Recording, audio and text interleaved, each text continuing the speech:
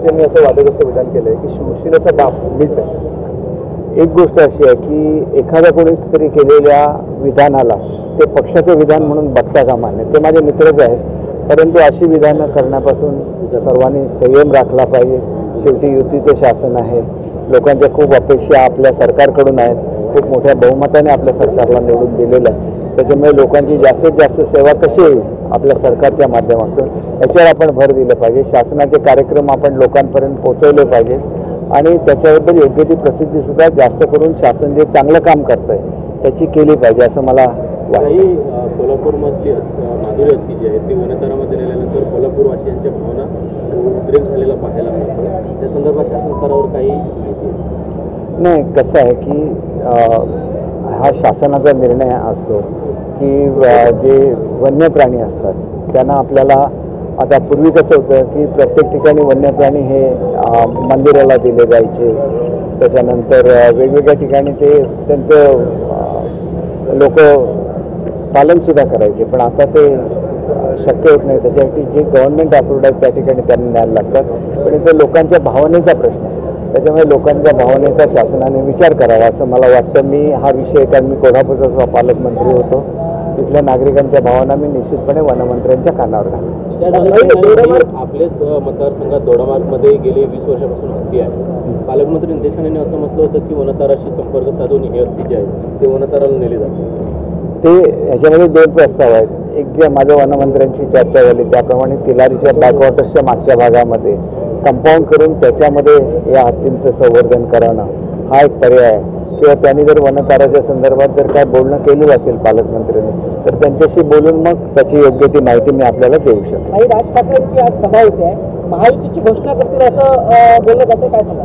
एक गोष्ट आहे की त्यांनी काय करावं हा शेवटी त्यांचा व्यक्तिगत प्रश्न असतो आणि त्याच्यामुळे त्यांनी काय निर्णय घ्यावा तो ते घेऊ शकतील, परंतु त्याच्याचबरोबर त्यांना कशा तऱ्हेची वागणूक ह्यापूर्वी मिळालेली आहे ती सगळ्या जनतेने बघितलेली आहे। त्याच्यामुळे आज केवळ आपली स्वतःची गरज म्हणून त्यांच्याकडे बघणं अयोग्य ठरेल असं मला वाटतं। ते एक चांगलं नेतृत्व आहे आणि त्यांना नेहमी आमच्या शुभेच्छा असतात।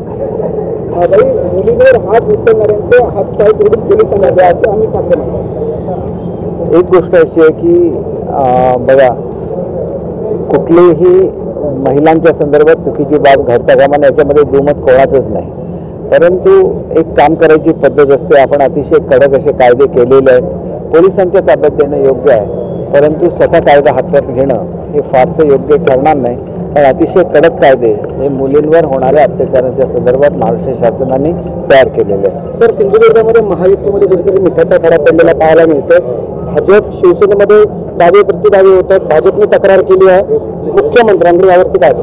एक गोष्ट अशी आहे की माझी नेहमीच अशी भूमिका राहिलेली आहे की युतीमधल्या पक्षांनी आपापसामध्ये प्रवेश देऊ नये।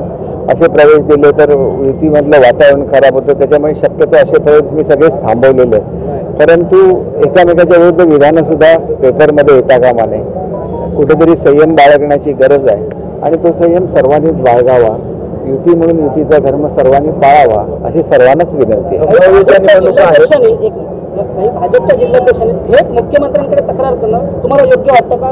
शिवसेनेचे नेते एक गोष्ट अशी आहे बघा, मुख्यमंत्री हे शेवटी सर्वांचेच नेते आहेत आणि त्याच्यामुळे त्यांच्यापर्यंत एखादी गोष्ट नेणं काय फारसं चुकीचं आहे असं नाही।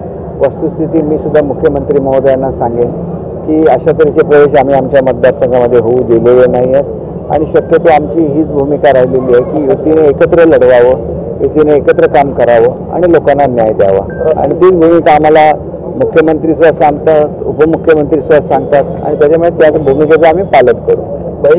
जे दोन्ही जिल्हाध्यक्ष आहेत, म्हणजे तुमचे जिल्हाप्रमुख असतील किंवा भाजपचे जिल्हाध्यक्ष आहेत, दोघांकडूनही संभाव्य निवडणुका ज्या आहेत त्या स्वबळावर लढण्याचं नारा देण्यात येतं, काय ते आपल्या? बघा, शेवटी हे निर्णय हे वरिष्ठांकडून होत असतात। युतीवर सर्व निवडणुका लढवण्याचा निर्णय झालेला आहे, आम्हालाही तसं सांगण्यात आलेलं आहे। खालच्या स्तरावर वातावरण चांगलं राहिलं पाहिजे, त्या दृष्टीने एकत्र काम करावं असेच मी सर्वांना सल्ला देईन। काही देशभरात शिवसेना वाढवण्यासाठी शिवसेनेतील ज्येष्ठ नेत्यांवर मोठी जबाबदारी दिली आहे, त्यामध्ये आनंदराव अडसूळ आहेत, गजानन कीर्तिकर आहेत, विल्यम गोरे आहेत, रामदास कदम अशा नेत्यांना जबाबदारी दिली आहे, काय सांगायचं? हे सर्व ज्येष्ठ नेते आहेत, त्यांच्या अनुभवाचा फायदा निश्चितपणे पक्षाला होईल याची मला खात्री आहे। ओके भाई।